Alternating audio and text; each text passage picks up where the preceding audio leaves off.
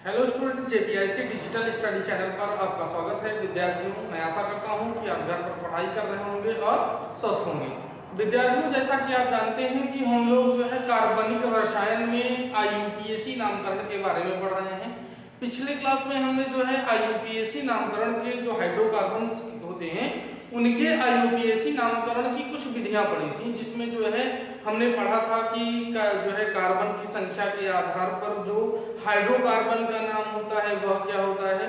और उसके बाद फिर हमने जो है पढ़ा था कि जो हाइड्रोकार्बन होता है उनमें जो कार्बन श्रृंखला होती है, कार्बन श्रृंखला में कार्बन परमाणुओं की गिनती किस प्रकार से करते हैं और जो है उनका नामकरण किस प्रकार से करते हैं, उनकी विधियों के बारे में हमने पढ़ा था। जिनमें जो है पहला हमने पढ़ा था कि जो हाइड्रोकार्बन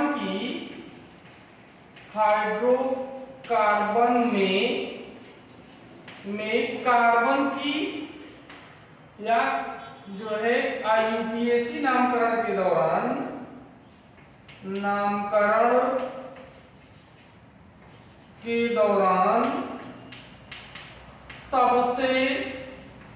सबसे लंबी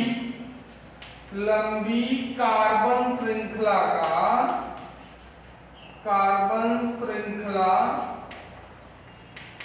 का चुनाव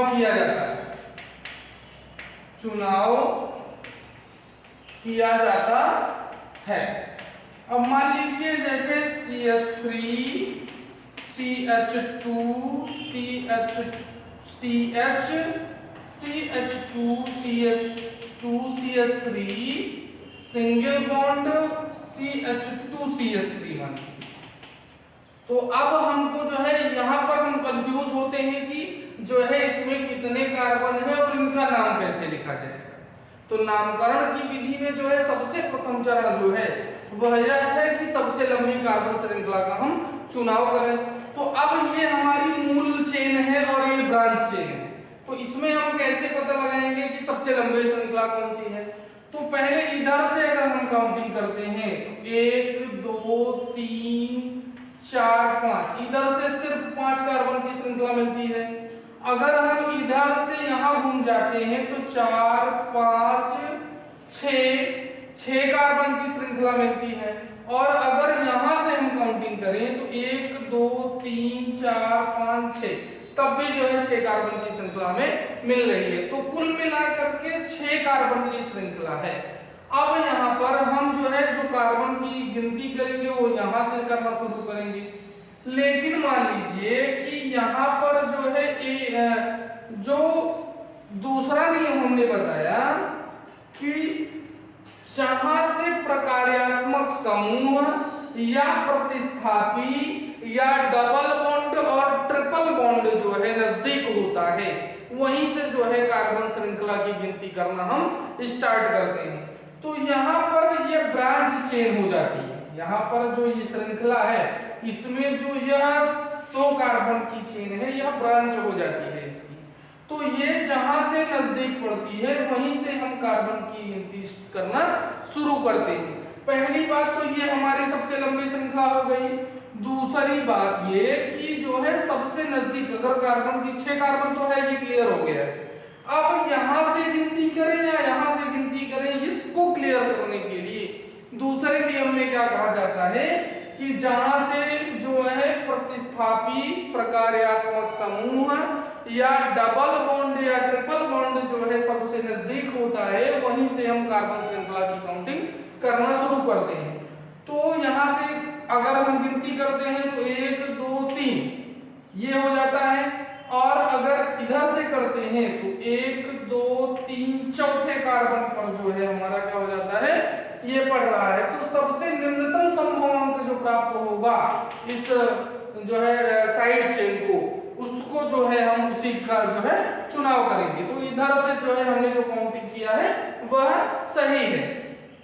अगर इसका नामकरण हम करें तो कितने कार्बन है, 6 कार्बन है, 1 2 3 4 5 6। तो नाम हो जाएगा इसका 3 एथिल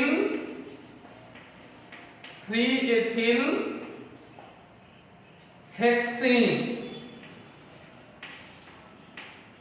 3 एथिल हेक्सेन। अब यहाँ पर जो है क्या हो गया कि यह तीसरे स्थान पर जो है ये चेन लगी हुई है, इसको हम क्या कहते हैं, प्रतिस्थापी कहते हैं। प्रतिस्थापी जो है तीसरे स्थान पर है, तो पहले हम जिस स्थान पर जुड़ा हुआ है उसका अंक, फिर जो है उस प्रतिस्थापी का नाम। तो यह जो है क्या कहलाता है, एथिल कहलाता है। 2 कार्बन है और C2H5, मतलब वह एल्किल समूह है। एल्किल समूह में इन लगता है और इसका सामान्य सूत्र होता है CnH2n+1। तो इसका पालन कर रहा है, इसलिए जो है यह नाम क्या हो जाएगा, एथिल। और टोटल हाइड्रोकार्बन का नाम हेक्स, चूंकि इसमें कोई भी जो है डबल बॉन्ड या ट्रिपल बॉन्ड नहीं है, इसलिए यह एल्केन श्रृंखला है और इसलिए इसके नाम में जो है एन जोड़ करके व्युत्पन्न कर दे रहे हैं। नेक्स्ट नियम क्या है, तीसरा हमारा, कि यदि जो है जो प्रतिस्थापी है, डबल बॉन्ड या ट्रिपल बॉन्ड है, या फिर जो है कोई भी प्रकार्यात्मक समूह है, अगर यदि दोनों तरफ से समान स्थान पर पड़ रहा है, जैसे CH3 CH3 single bond CH2 CH C2H5 CH3, ठीक, ये हमारे 5 कार्बन की श्रृंखला है, इसमें कोई शक नहीं है। अब हम काउंटिंग किस तरफ से करें, ये भी एक प्रतिस्थापी मौजूद है और ये भी एक प्रतिस्थापी मौजूद है। तो हमको कार्बन श्रृंखला की गिनती के लिए हमने तीसरे नियम में बताया है कि वहां से शुरू करेंगे जिस प्रतिस्थापी का नाम अल्फाबेट के क्रम में पहले आएगा। तो इसका नाम क्या होता है, मेथिल होता है, और इसका नाम होता है एथिल। तो ए पहले आएगा कि एम, तो आएगा कौन सा, ए आएगा पहले। तो यहाँ पर हम काउंटिंग जो करेंगे यहाँ से करेंगे, 1 2 3 4 5, 1 2 3 4 5। अब नामकरण जब करेंगे तो हो जाएगा हमारा 2 एथिल कामा 1 मेथिल, 1 मेथिल पेंटेन। क्या नाम हो जाएगा, 2 एथिल 1 मेथिल पेंटेन। और चौथा नियम हमने पढ़ा है कि यदि जो है एक से अधिक समान प्रकार के जो प्रतिस्थापी प्रकार्यात्मक समूह है या डबल बॉन्ड या ट्रिपल बॉन्ड मौजूद होता है, जैसे CH2 double bond CH2, sorry CH single bond CH2 single bond CH double bond CH2 single bond CH3। ये जो है हमने मान लीजिए एक भी हमारे पास कंपाउंड मौजूद है और जो है इसमें 2 डबल बॉन्ड उपस्थित है, तो इनका नामकरण हमने आपको बताया था कि यदि प्रतिस्थापी प्रकार्यात्मक समूह या बहुबंध जो है एक से अधिक मौजूद है तो उनके नाम के पहले डाई ट्राई टेट्रा पेंटा आदि जो है हम जोड़ देते हैं। तो जैसे इसका अगर नामकरण करें तो सबसे पहले हम कार्बन श्रृंखला जो है चुनेंगे कि सबसे लंबी कार्बन श्रृंखला कहाँ है, तो बहुबंध जहां से अधिक होगा वहां से जो है हम जो है कार्बन की गिनती से करना स्टार्ट करेंगे। जैसे 1 2 3 4 5 और 6, ये 6 कार्बन की श्रृंखला है जहां पर जो है 1 और 2 बहुबंध उपस्थित है। इसका नाम हो जाएगा हेक्स 1 कामा हेक्स 1 कामा 4। यहां से अगर हम चलते हैं तो पहले कार्बन पर डबल बॉन्ड और जो है यहां पर चौथे कार्बन पर डबल बॉन्ड पड़ रहा है, तो लिखेंगे इस पूरे हाइड्रोकार्बन में 6 कार्बन है तो उसका नाम हो जाएगा हेक्स 1 कामा 4। अब 2 डबल बंध मौजूद है इसलिए इसका नाम जो होगा वह हो जाएगा डाईईन। डाईईन। तो इस तरीके से इसका नाम भी उत्पन्न किया जाता है। इसी प्रकार से अगर हम देखें तो CH3 single bond CH2 single bond C Cl Cl CH2CH3। अब इसका अगर हम नामकरण करेंगे तो चाहे जिधर से काउंटिंग कर लें 1 2 3 4 5 1 2 3 4 5। अब यहाँ से जो है हमको तीसरे स्थान पर है क्लोरो, तो क्या हो जाएगा, क्लोरीन जो है तीसरे स्थान पर जुड़ा हुआ है, तो हम लिखेंगे 3,3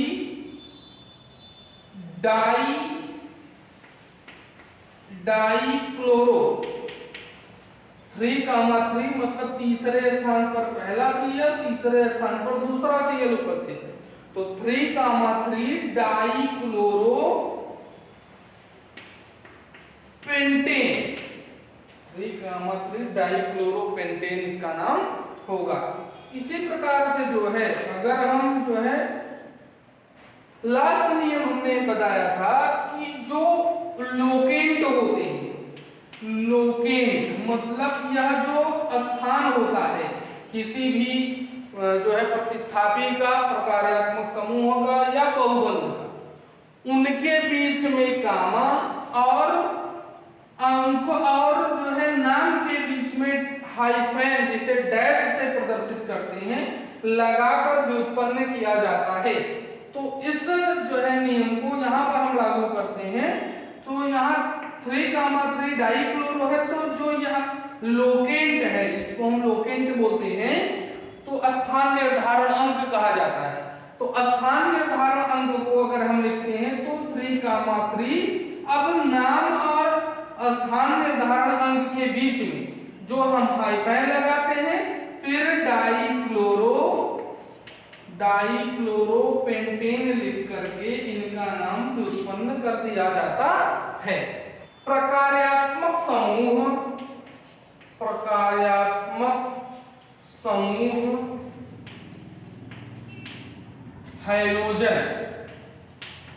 हैलोजन और इनका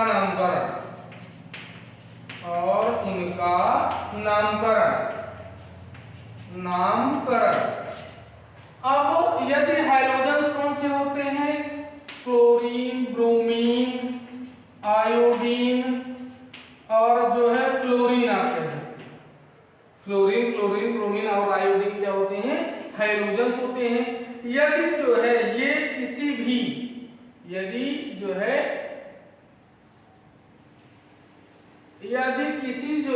ये हाइड्रोकार्बन के साथ जुड़े हुए हैं तो किस प्रकार से उनका नामकरण किया जाता है, आइए देखते हैं। एल्केन के साथ, यदि एल्केन के साथ जुड़े हुए हैं तो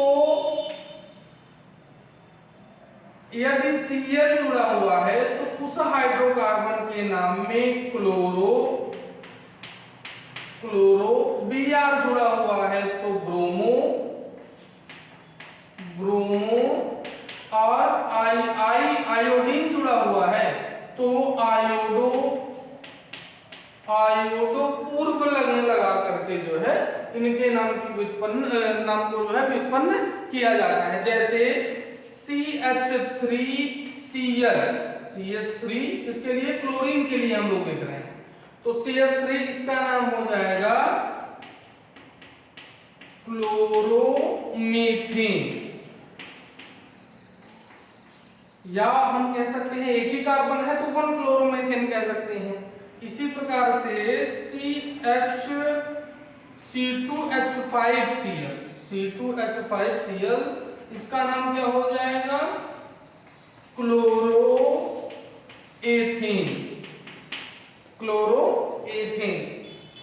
CH3CH2CH2, अब यह क्या है, प्रोपेन है। अगर यहाँ पर एक हाइड्रोजन घटा करके Cl लगा दिया है तो नाम हो जाएगा 1-क्लोरोप्रोपेन।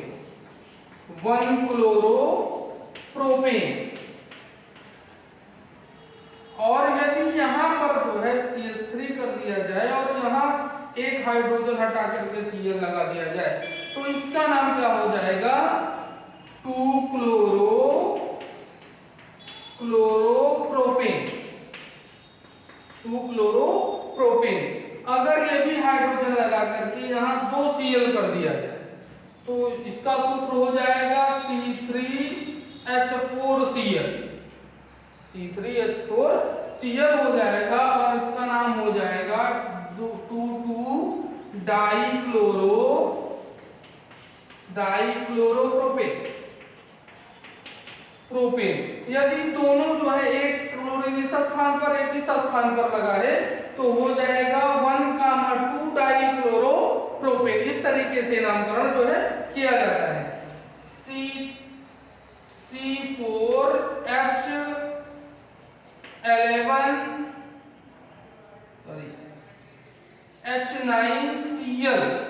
C4H9Cl तो इसका नाम हो जाएगा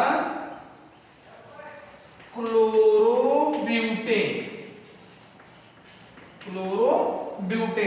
तो इस प्रकार से हम आपको कुछ जो है होमवर्क आपको दिया जा रहा है जो कि क्लोरीन से संबंधित है। इसका नाम आपको लिखना है CH3CHCl CH2CH3। इसका नाम क्या होगा, पहला। दूसरा आपका है CH2Cl single bond CH2 single bond CH2CH2Cl। इसका नाम क्या होगा ये आपको जो है लिखना है। आप अंदाजा अपना लगा लीजिएगा कि जो है आप कर पाते हैं या नहीं कर पाते हैं। अब यदि ब्रोमीन उपस्थित है क्रियात्मक समूह के रूप में तो इसका नाम क्या हो जाएगा, CH3Br यदि रखते हैं तो हो जाएगा इसका ब्रोमोमेथेन।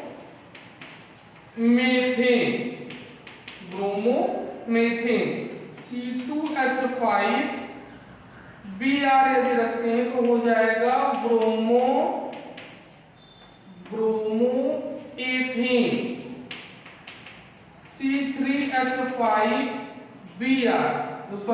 C3H7Br अगर है तो ब्रोमोप्रोपेन। अब यहाँ पर जो है कार्बन की संख्याओं के आधार पर क्या बन सकता है, 1 ब्रोमोप्रोपेन 2 ब्रोमोप्रोपेन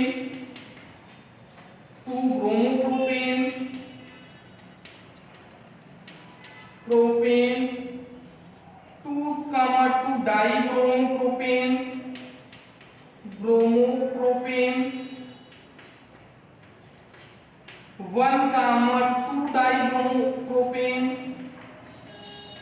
और 1 डाइब्रोमोप्रोपेन। इस प्रकार से जो है नामकरण आप कर सकते हैं। इसी प्रकार से अगर हम देखते हैं C4H9Br का हो जाएगा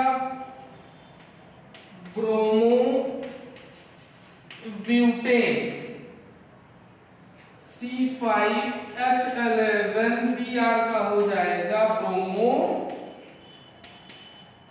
ब्रोमोपेंटेन आदि जो है लिख करके आप नामकरण कर सकते हैं। अब इसका अगर संक्षिप्त फार्मूला लिखें और ब्रोमीन को जो है एक ब्रोमीन अगर है तो ठीक है, अगर एक से अधिक ब्रोमीन है तो अलग अलग कार्बन परमाणुओं की जो है परमाणुओं पर उपस्थित है तो उनका लोकेंट और जो है जितना बार जुड़ा होगा उतनी बार जो है लोकेंट लिखा जाएगा कामा लगा करके एक दूसरे के बीच में, फिर बीच में हाइफेन लगाएंगे, फिर कितना ब्रोमीन मौजूद है उसका डाई ट्राई टेट्रा पेंटा इतना ब्रोमो जो है एल्कीन जो भी नाम उसका होगा, जितना कार्बन होगा उतना नाम ब्रोमोपेंट। 5 कार्बन है तो पेंटेन, 6 कार्बन है तो हेक्सेन। इस प्रकार से हम नामकरण कर सकते हैं। अब यदि आयोडीन मौजूद है तो CH3I का इसका नाम हो जाएगा आयोडोमेथेन।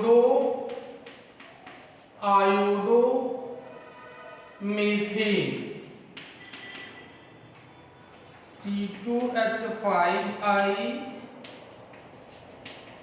आयोडोएथेन। C3H7I हो जाएगा आयोडोप्रोपेन, आयोडोप्रोपेन। C4H9I हो जाएगा आयोडोब्यूटेन, आयोडोब्यूटेन। और C5H11I हो जाएगा आयोडोपेंटेन, पेंटेन। इस प्रकार से नामकरण आप कर सकते हैं। स्टूडेंट्स, आज के क्लास में बस इतना ही। आपके बुक में एक्सरसाइज दी हुई है, आप उसको सॉल्व करिए। एल्केन में हाइड्रोजन अगर जो है प्रकार्यात्मक समूह उपस्थित है तो आपको जो है जरूर समझ में आएगा। धन्यवाद।